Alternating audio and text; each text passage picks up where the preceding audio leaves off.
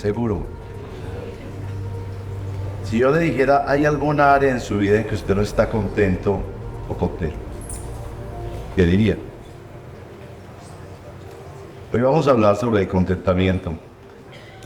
Y vamos a hablar desde Filipenses capítulo 4, mientras van buscando en sus Biblias, nuestras condolencias para la familia de Beatriz, que esta semana su mamá partió, y bueno, estamos orando por el consuelo. También falleció una hermana, Araceli, que había estado participando aquí en la iglesia, recién el Señor le había convertido, y en su lecho de enfermedad pidió ser bautizada.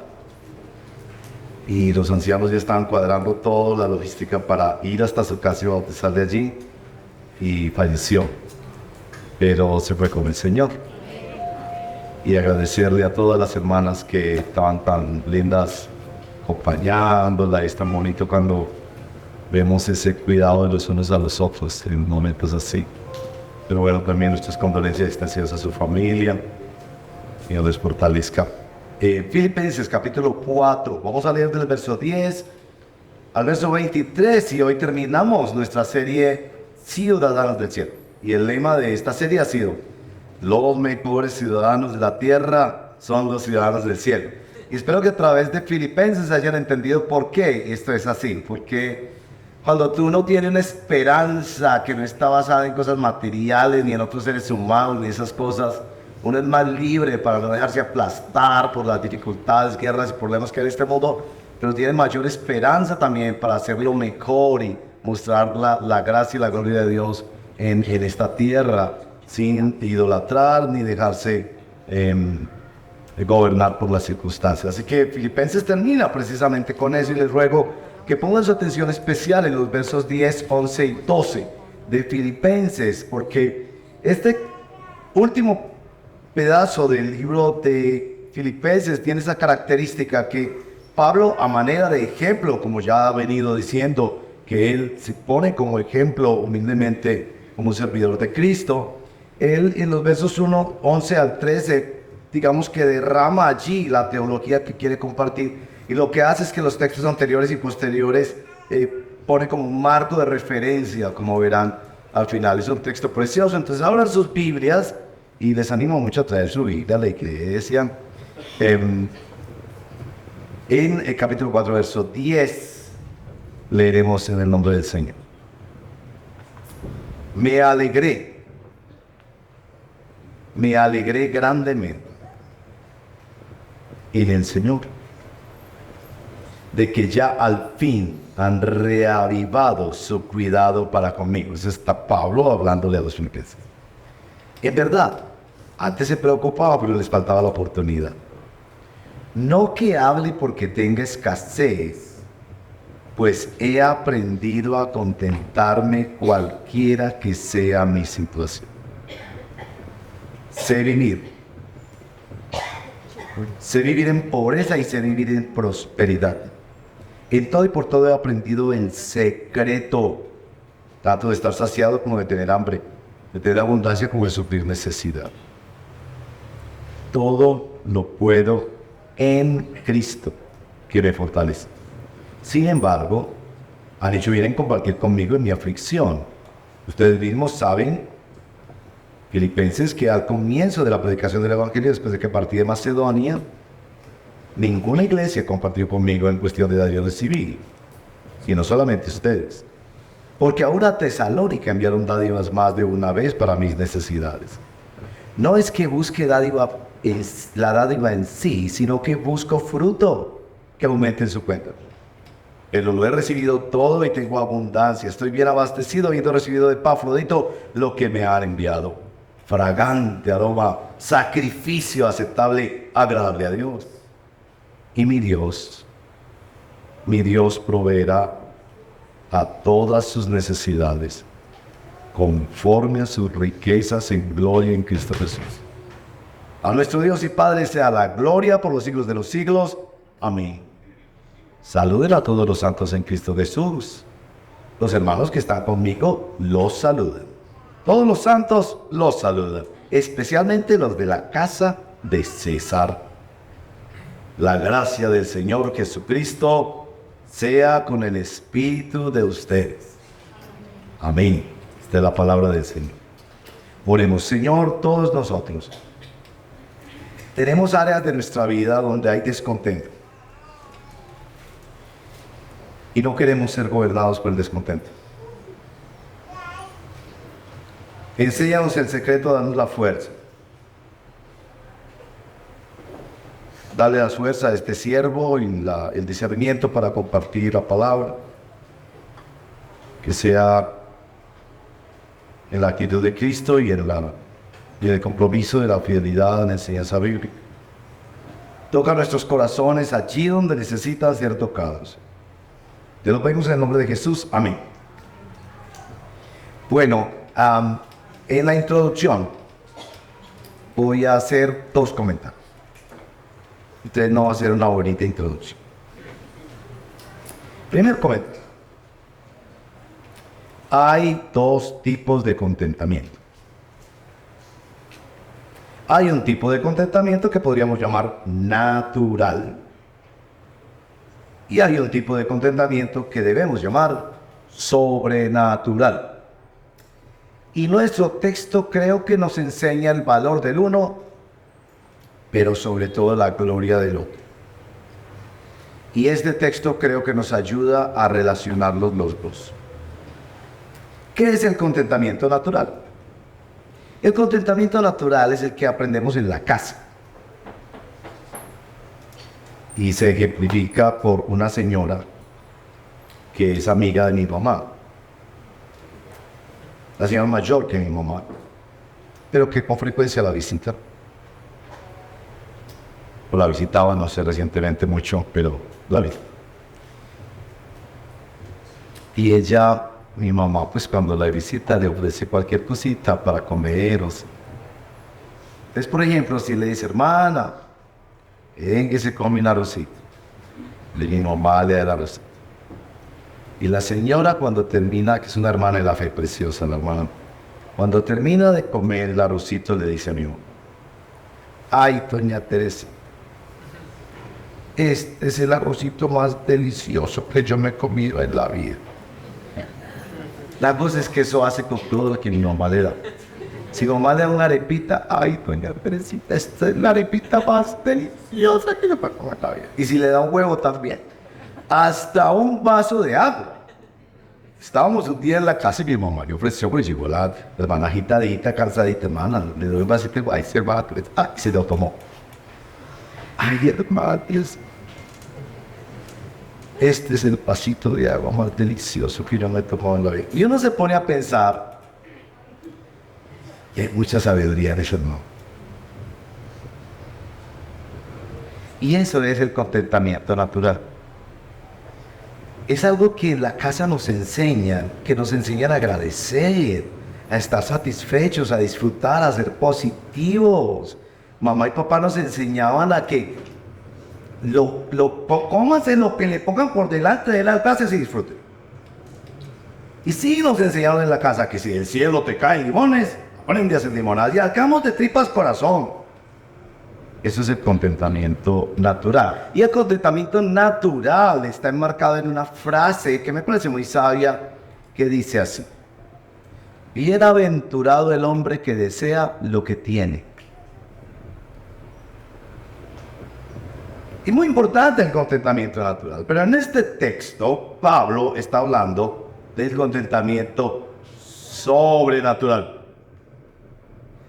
Van a decir que no se trata de resignación o de la manipulación engañosa de quien se quiere quedar conformado, le hacen quedarse así como la fábula del burro, que le ponen un palo aquí amarrado a su nuca en medio de sus orejas y al frente le ponen una zanahoria para que él avance, pensando que algún día va a tener esa zanahoria. Tal vez vamos a entender más de qué se trata y la necesidad que tenemos de un contentamiento sobrenatural cuando leemos otro texto del Nuevo Testamento que habla mucho del contentamiento. Me refiero a 1 de Timoteo 6, 6 al 8. Y como ustedes tienen sus Biblias en sus manos, yo estoy haciendo una campaña en cuanto a que leamos la Biblia de papel otra vez. como el de bonito norte. Y entonces que no tiene así la Biblia y tal de ahí y puede ver por todos los laditos, ¿sabes? Si los anima. 1 Timoteo 6:6. Miren lo que dice. Pero la piedad, en efecto, es un medio de gran ganancia cuando va acompañada de ¿qué? Del contentamiento. Piedad con contentamiento. ¿Por qué? Nada hemos traído al mundo, así que nada podemos sacar de él. Y si tenemos que comer y con qué cubrirnos, con eso estaremos contentos. Pero los que quieren enriquecerse caen en tentación y lazo y en muchos deseos necios y dañosos que hunden a los hombres en la ruina y en la perdición. Porque la raíz de todos los males es el amor al dinero, por el cual codiciándolo algunos se extraviaron de la fe y se torturaron con muchos dolores. Bueno, ¿qué nos dice este pedacito de la Biblia? O sea, nos dice que puede haber cristianos que tienen mucha piedad, pero no tienen contentamiento. Y que el deseo de Dios es que sepamos vivir nuestra piedad, es decir, nuestra devoción, nuestra búsqueda de Dios, nuestro caminar con Cristo, con contentamiento. Y al final de ese texto nos deja ver que el contentamiento es la herramienta que Dios pone en nuestras vidas para enseñarnos a batallar contra el pecado, contra las ambiciones de este mundo y en particular contra el hambre de dinero que todos tenemos. Así que sí que necesitamos contentamiento, pensar en ese asunto. Porque seamos francos, hermanos y amigos, nada hay más desgastante que estar al lado de una persona descontenta. Y por ahí vamos a tener que ser muy francos. Muchas veces hemos arruinado la vida de otras personas por nuestro descontento. O la señora que fuera encargada del banquete, o que estuviera participando en él, o que fuera aquella a la que se le homenajeara en el banquete. Y todo fue precioso, la comida fue deliciosa, la gente disfrutó, la decoración magnífica, el evento funcionó a pedir de boca, pero había un pelo sobre una mesa. Y su esposo le dice: mi amor, pero la cena estuvo bien. Sí, la cena estuvo muy bien. Y la decoración fue preciosa. Sí, la decoración fue preciosa, sí, los músicos y la gente estaba muy animada y todo salió, sí, pero había un pelo en la mesa. Y toda la semana, el esposo, no, ¿te pareció que era muy bonita la ceremonia? Sí, fue muy bonita la ceremonia, pero había pelo. A veces por nuestro perfeccionismo, ¿no? Otras veces porque nos sentimos representados en eso y es como que hubiéramos fallado porque no tuvo todas las cosas que nosotros queríamos, pero comunicamos a otro y pasamos a otro nuestro descontento y sí, Dios, yo creo que ordena a toda la humanidad de tener contentamiento natural. Es posible tener contentamiento natural. Nuestros padres nos lo enseñaron y debemos enseñarle a nuestros hijos. Coman lo que le pongan por delante.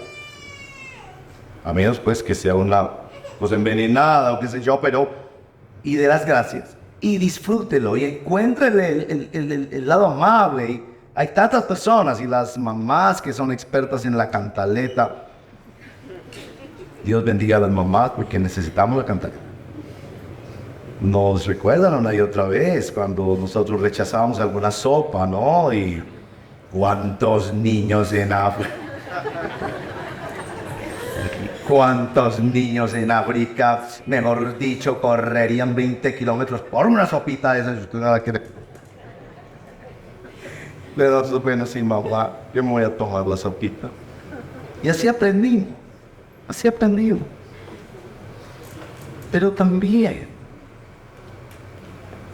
llegamos a una escritura como estas y le decimos: Señor, nos pones a Pablo ahí como ejemplo. Señor, es que si es posible una forma de contentamiento que no se base en nuestro esfuerzo, en el que tú provees algo especial. El mismo texto dice que él ha aprendido el secreto. Y es una palabra que se usa en el Nuevo Testamento para indicar cosas que están más allá de nuestra comprensión y de nuestra manipulación, y cosas donde descansa la intervención de Dios. El Evangelio se presenta como un misterio. El matrimonio se presenta como un misterio. Esas dimensiones que van más allá de nuestro potencial y donde tenemos todos que caer de rodillas y decir otra vez: wow, lo hiciste otra vez. ¿Cómo es que tú logras hacerme feliz a pesar de? Bueno, hay tres cositas que necesitamos ver aquí. Y les voy a anunciar los punticos de una vez. Primero, el contentamiento se aprende. Verso 11. Miren pues que es muy facilita, porque ahí está. Él dice: he aprendido a contentar. Verso 12. El contentamiento se vive. Clarito dice: sé vivir. Y en tercer lugar, el contentamiento se encuentra en Cristo.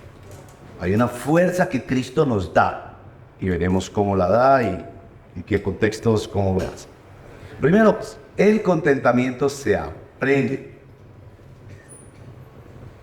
No es un idioma que hablamos al nacer. No nos es un territorio conocido. Tanto el contentamiento natural, que nos lo tienen que enseñar, porque si no nos quedamos como niños caprichosos de 7 años que solo quieren comer dulces y golosinas. El contentamiento espiritual también se aprende. Pablo dice: he aprendido. La palabra aprender en este texto particular es una palabra del idioma que se escribió en el Nuevo Testamento, que habla de un aprendizaje por la práctica. ¿Cómo se aprenden los hábitos? No es un aprendizaje como usted va a una conferencia de 2 horas, imagínese aguantándome a mí 2 horas, y entonces sale con su certificado de experto en contentamiento. Y llega a la casa: mi amor, se acabaron los problemas de descontento en esta casa, me dieron mi diploma de hombre contento. Y las esposas que son tan sabias, nos miran con esa cara de: otra vez. Seguramente nos dice: sí, estás muy contento con el diploma.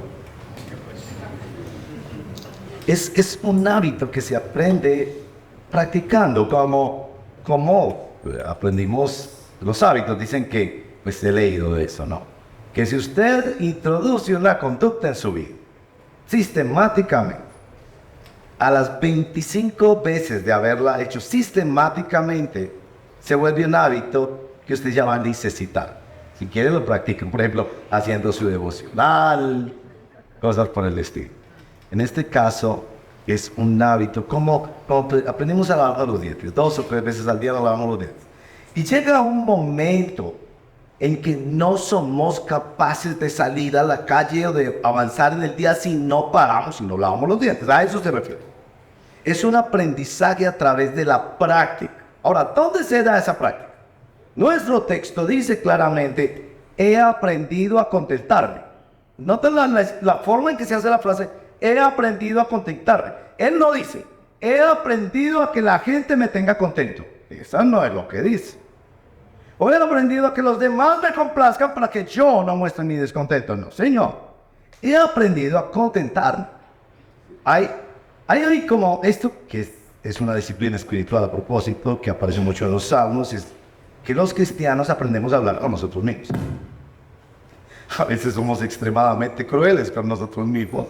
Otras veces somos totalmente ingenuos con nosotros mismos, pero la palabra de Dios nos va enseñando y nos va ayudando, porque la palabra de Dios se nos mete como espada en ese diálogo, como si aquí tuviéramos 2 Pablos, Pablo 1 y Pablo 2. Y el Pablo 1 le dice: te voy a enseñar a contentar. Y el Pablo 2 dice: yo no estoy contento. Y hay como un debate allí. Él ha aprendido a cultivar la bendición de contentarse y nos va a decir cómo más adelante, pero que eso ha ocurrido en un aprendizaje que ocurre adentro de él. No es que he aprendido a darme gusto. No, ha aprendido la ciencia del contentamiento él mismo. Después vamos a ver que hay una intervención evidente de una persona histórica con la que milagrosamente él tiene una relación, que es la persona de Jesús. Pero el contentamiento se aprende. La segunda cosa es, el contentamiento se vive. ¿No les parece maravilloso como empieza el verso número 12? Se vivir. Como Pablo de tener, sí, se vivir. Sí. Hay seres humanos en este planeta que saben vivir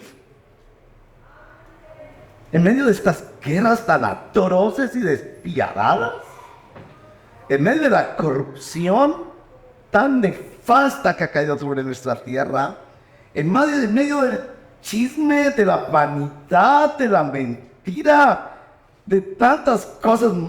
Alguien puede decir, como Pablo aquí, sé vivir. Señoras y señores, yo sé vivir. Y él va a apoyar eso de ser vivir en este asunto del contentamiento. Y he aprendido el secreto. Y como que va de un extremo a otro, ¿no? Tener hambre, tener abundancia, estar en necesidad, estar próspero. Y como que en ese inmenso espectro de posibilidades, él dice, sé vivir. Yo sé vivir por encima de las circunstancias o a pesar de las circunstancias. Lo interesante de este texto es que no es un sé vivir que se muestra como algo culminante, como una graduación. Uno no aceptaría que un muchacho se registre en la escuela de medicina y al segundo día de clases diga, yo soy médico. Uno no aceptaría eso. Uno le diría, joven, muy bien que usted estudie medicina. Y esté contento estudiando medicina y dele gracias a Dios, si es en una universidad pública, de haber obtenido. Pero espérese siquiera por hasta el semestre 8, 9, 10, un poquito, no sé, a ver. Ahora que dice, yo sé vivir en una perspectiva diferente. Yo sé vivir en el momento en que vivo. No importa en qué momento de ese espectro, como que en el momento en que me matriculo en la escuela del contentamiento, empiezo a disfrutar la bendición de tener un corazón contento, que es la mejor medicina. Porque así como nosotros bendecimos a quienes están a nuestro lado, nosotros les hagamos una fiesta cuando estamos descontentos, pero cuando logramos tener un nivel de satisfacción, podemos ver aquí en Pablo. Y claro, ya a esta altura ustedes empiezan a pensar, bueno, bien, vale, el contentamiento se aprende, listo, es como aprender a hablar chino. El contentamiento se vive, sí, los que viven en China hablan chino. ¿Y nosotros qué? Y es en ese momento en que viene el verso 13. Es el verso 13 que yo espero ustedes lo hayan memorizado, es de esos versos famosos de Filipenses. Por su brevedad es fácil de memorizar. Todo lo puedo en Cristo que me fortalece. Ahora, usted como buen estudiante de la Biblia, usted dice, vamos a estudiar bien eso. En primer lugar, él no está diciendo, todo lo puedo en el sentido absoluto de yo puedo hasta volar. Y si lo declaro, lo confieso, hago un pacto, no sé, todas estas cosas absurdas que se dicen en el mundo de la religión, entonces yo voy a volar. No es a eso lo que él se refiere. Se refiere específicamente al tema que viene hablando. Hay un poder, hay una fuerza en Cristo, hay un secreto en Cristo para estar satisfecho, contento, completo, tranquilo, suficiente, independientemente de qué circunstancias estamos viviendo. De tal manera que no nos dejamos aplastar por la necesidad ni manipular e idolatrar la provisión. Cuando lee ese texto también empieza a notar que el texto debería decir, todo lo puedo por Cristo que me fortalece. Esa sería la forma gramatical o composicionalmente más correcta de esa frase. Y Pablo lo hace con intención. Porque a usted y a mí nos gustaría que dijera, todo lo puedo por Cristo que me fortalece. Es decir, Cristo es como una palanca. Que cuando yo tengo una necesidad y estoy insatisfecho porque no estoy provisto, entonces yo muevo esa palanca y Cristo provee. Pero no es eso lo que Pablo está diciendo. Ahora está claritamente diciendo, en Cristo. No es que yo uso a Cristo, sino que yo estoy metido en Cristo. Yo estoy conectado a Cristo. Como en San Juan nos enseña que el pámpano, la rama, está insertada en la vid verdadera, es uno con él, y recibe una clase de savia que viene de él y que da una fuerza que no habría otra explicación, sino que el milagro de esa frase ocurre. A propósito, esa frase aparece muchas veces en el Nuevo Testamento. Y usted aprendería mucha teología si lee el Nuevo Testamento y empieza a coleccionar todos los lugares donde dice en Cristo, en Cristo, en Cristo, en Cristo. Particularmente para Pablo significa una relación totalmente extraña para los seres humanos. Una relación con el invisible. Una relación con alguien que no se tendría si no hubiera la invasión de lo sobrenatural. Él se refiere entonces a estar en una vinculación a Cristo. Le da como otra clase de alegría. Le da como otra clase de gozo. A propósito, Filipenses, en la epístola de gozo. Y en el capítulo 3 ha enfatizado muchas cosas y viene hablándolas sobre ese anhelo que él tiene de Cristo, de estar más con él, de conocerlo más. Quizás la única palabra que nos ayuda para entender esto es la palabra amor. Amor. El que ama se deleita en quien ama. Y yo sé, ninguno de nosotros sabemos amar, pero la idea del amor es sentirse satisfecho en el otro. Entonces la mamá tiene a su hijito y corre con él, si tiene que correr lamentablemente en medio de una guerra, y cuando cruza la frontera dice, pero estoy con mi niño. Si que lo demás se acabe, que me quiten todo lo demás. Pero yo tengo lo único que quiero de fondo y que necesito. Los enamorados que se van a vivir debajo de un puente, bueno, eso durará por menos de 24 horas, pero que están dispuestos a irse allá porque sienten, si te tengo a ti, lo tengo todo. Ajá, bien. Pablo ha encontrado eso en Jesús. Eso es tan utópico, tan sobrenatural. Y es una ambición. Es una ambición que el Espíritu Santo pone en los que son de él. Yo quiero esa relación. Pero ¿quién nos está hablando de eso? ¿Quién nos está hablando de eso, mis amigos? Pablo. Pablo no tiene esposa. Pablo no tiene hijos. Pablo no tiene papá y mamá ni familiares cercanos. Pablo no tiene posesiones materiales. Pablo ha perdido toda posición o admiración social. Pablo está enfermo y en la cárcel. Y aquí está Pablo. He aprendido a contentar cualquiera que sea. He aprendido el secreto. Y es este. Cristo me fortalece. C.S. Lewis, en uno de sus textos, insiste en que desear demasiado las cosas las arruina o arruina nuestra experiencia de ellas. Como quien está esperando tanto de encuentro que al final los nervios no le joden y no sabe qué decir. O como quien está esperando tanto, las cosas que ya sus expectativas son tan falsas, tan irreales, que cuando llega dice, ¿era esto? Por eso se ha dicho que uno solo disfruta de las cosas cuando todavía no las tiene. Entonces Pablo es este ciudadano del cielo, que se encuentra aquí en el ahora. Es responsable y hace lo mejor que puede. Mandas cartas desde la cárcel, atiende personas en la cárcel, hace lo que puede. Pero su vida no está determinada por esas cosas que le ocurren a su alrededor. Ha hallado un gozo pleno aún en esta tierra. Si Pablo camina todavía y quiere extenderse, encontrar, él sabe que hay cosas de Cristo que están en la eternidad para él, pero en el momento, de aquí a la hora, a pesar de, él es extraordinariamente feliz. Y a mí me parece que el Espíritu Santo nos quiere llevar por ese camino.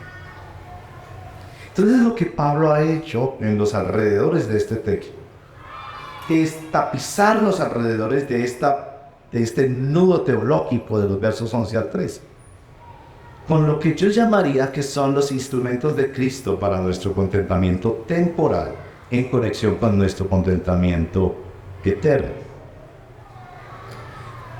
Pablo se da cuenta que nuestro contentamiento en Cristo no puede ser separado de nuestro contentamiento temporal. Tal vez a eso es a lo que nos lleva el verso 19. Cuando ha recibido la ofrenda de los hermanos, y esto algunos creen es como una oración doxológica, mira a sus hermanos en Cristo. Aunque él está en la cárcel en tantas dificultades, mi Dios proveerá todas sus necesidades conforme a sus riquezas en gloria en Cristo Jesús. Pablo se da cuenta que hay una conexión entre el contentamiento, digamos, lo vertical, sobrenatural, que viene del cielo, que viene a partir de nuestra ciudadanía, de nuestra pertenencia a lo sobrenatural, a lo del otro mundo, con el contentamiento horizontal. Y que esa conexión tiene que hacerse.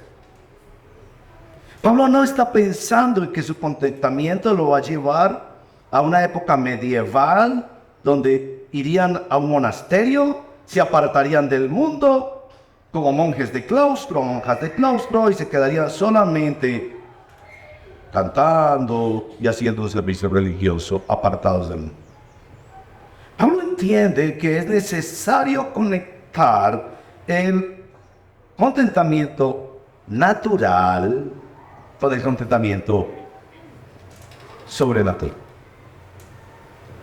Y si me permiten, Pablo presenta 3 herramientas de Cristo para eso. La primera herramienta, ustedes la tienen.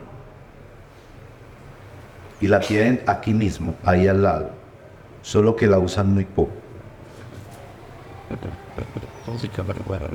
Esa herramienta se llama la Iglesia de Cristo. Miren el verso 10. El gran Pablo, que está satisfecho en Cristo, que todo lo puede en Cristo, verso 10. Me alegré grandemente en el Señor. ¿Porque fui a un gran culto de alabanza? No, de que al fin ustedes me han cuidado. Y Pablo más adelante dice, y ustedes fueron los únicos. Pareciera que en su tiempo de cárcel Pablo no recibió tanta ayuda como esperaba. Había fundado iglesias, había llevado el evangelio, había sido usado como instrumento de Dios para rescatar familias, personas, había hecho milagros extraordinarios Dios a través de Pablo. Pero en la cárcel como que los únicos que se acordaron de ellos fueron los filipenses. Pero aún así, me alegré grandemente en él. Es decir, no es una alegría estática de quien estaba por allá en las nubes, no sé, cantando con un arpa, sino de quien ha recibido una donación. Algunos dicen que pudo ser en especie, que le mandaron una cobijita, que le mandaron el arrocito, el huevito, que la hermana también comió, pero también que le mandaron algunos centavitos para ayudar en sus tantas necesidades allí recluido en una cárcel en Roma. Y él tomaba esas cosas y estaba tan contento. Sí, podía conectar algo de Cristo que se llama la iglesia de Cristo. Personas que no tenían ninguna obligación con él, pero que eran ahora, por la gracia de Dios, sus hermanos en Cristo. Y saber que le cuidaban. Y Pablo se dejaba cuidar. Él no era el gran autosuficiente apóstol que oraba y ordenaba que aparecieran unos frijoles con garra y en la cárcel, no. Él oraba al Señor y decía: Señor, recuérdales a los filipenses que yo estoy en necesidad y que me ayuden. Él dependía de la oración y de la ayuda de ellos. Segunda herramienta de Cristo, la obra de Cristo. En el verso 17, recuerda, dice ahí, el comienzo de la predicación del Evangelio. Y por supuesto, esto lleva a imágenes de Hechos capítulo 16, donde estas personas que por la gracia de Dios fueron convertidas allí en la iglesia de Filipos, la alegría que le daba a su vida saber que aún que estaba en la cárcel, sus oraciones trascendían, bueno, también sus cartas trascendían, y lo que Dios estaba haciendo, como dice en el capítulo 1, lo seguiría haciendo hasta el día de Jesucristo. Hermanos y hermanas, el gozo de la obra de Dios.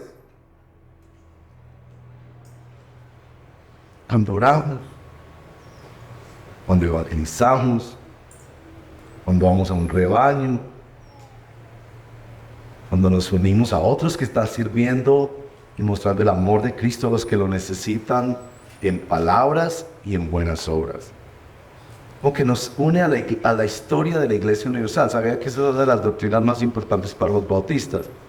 Nosotros creemos en la iglesia local, esto es una iglesia local, pero creemos también en la Iglesia Universal. La Iglesia Universal es que en este momento hay hermanos y hermanas nuestras en todo el globo terráqueo. Y en toda la historia humana Dios ha tenido un pueblo. Y que no nos limitan nuestras dificultades, por grandes que sean, que Dios tiene una obra y está haciendo una obra en toda la tierra. Dios tiene un pueblo, Dios tiene una obra. Pero la tercera cosa, y la que más destaca Pablo acá por los textos, es la adoración de Cristo. Miren por favor el final del verso número 18. Miren estas tres frases. Fragante aroma, sacrificio aceptable, agradable a Dios. Ustedes que son estudiantes de la Biblia, recuérdenme esas frases que evocan. ¿Qué evocan? Esas frases evocan la adoración del Antiguo Testamento. Y es muy raro que Pablo la asocie aquí. Es decir, a Pablo le han mandado un regalo y él recibe el regalo, plata, sí, no sabemos bien, seguramente había un poquito de plata y una cobijita, una ropita para Pablo, alguna comidita.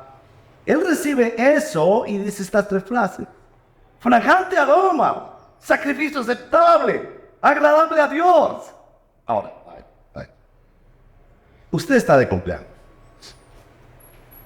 y llegan los hermanos y le dan la camiseta el día después del cumpleaños. Lo visitan, por ahí pues muchos cumplieron ahí esta semana. Si no dieron ningún regalo, pues perdónennos, pero cámate bien.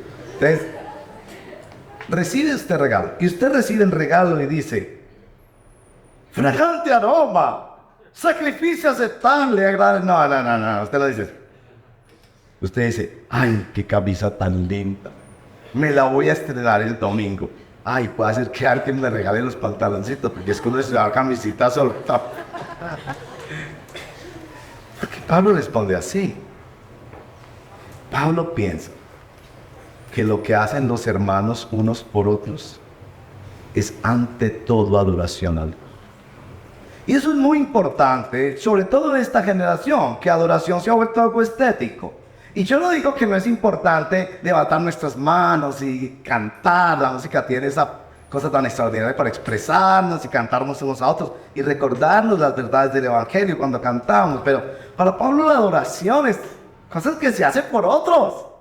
Y Pablo recibe la cosa y no dice: lo más importante aquí no es que mis necesidades estén suplidas. Lo más importante aquí, verso 17, es que esto es fruto. Verso 18 es que esto es agradable a Dios. Verso 20 que esto es para la gloria de Dios.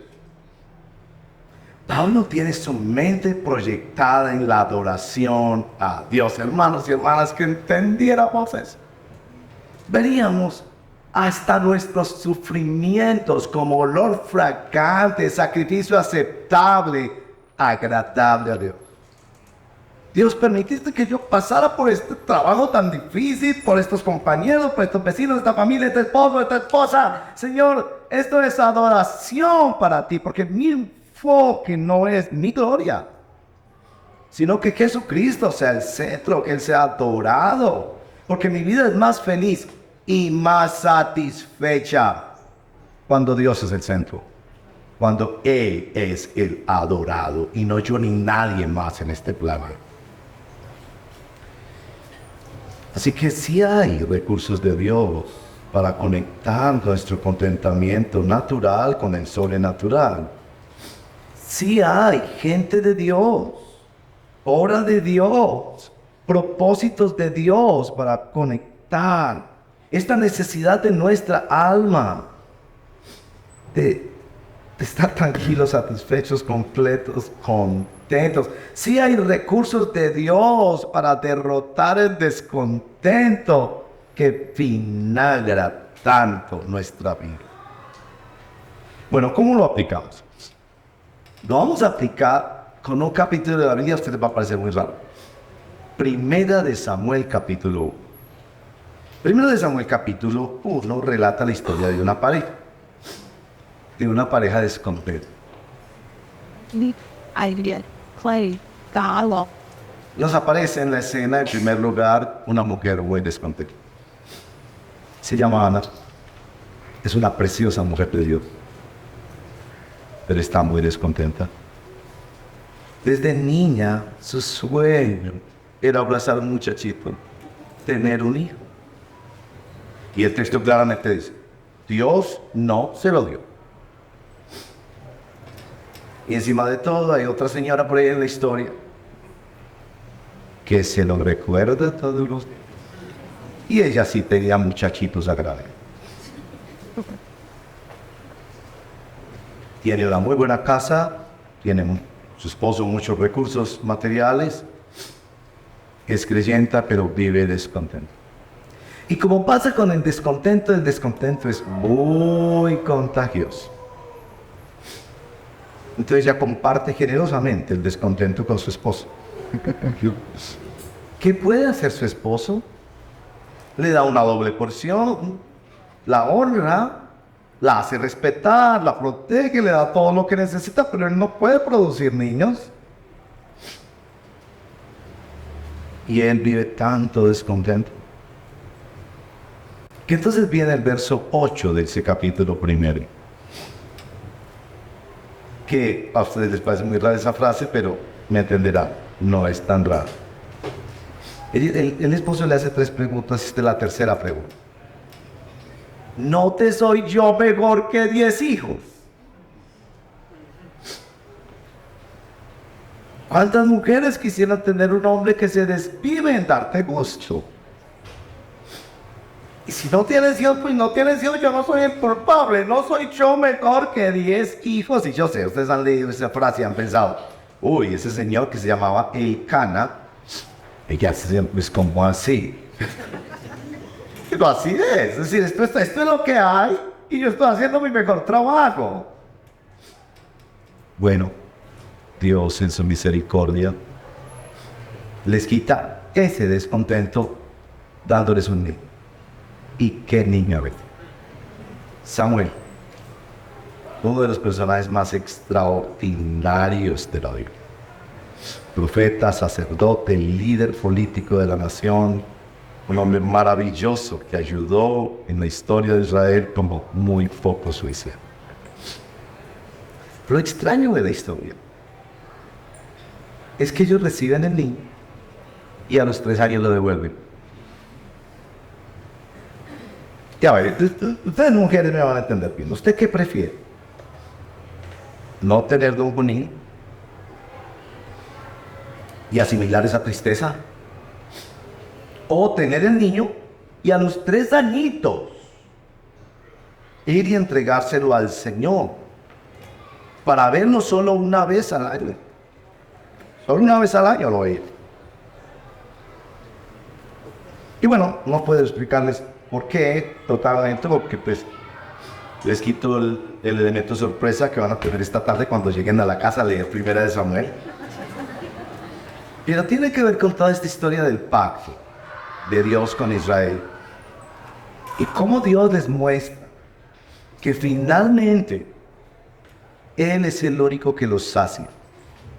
Que el objetivo de todas esas cosas que pasaban en Israel, cómo los cuidaba como la niña de sus ojos, cómo los defendía, cómo los disciplinaba, era que vinieran a Él.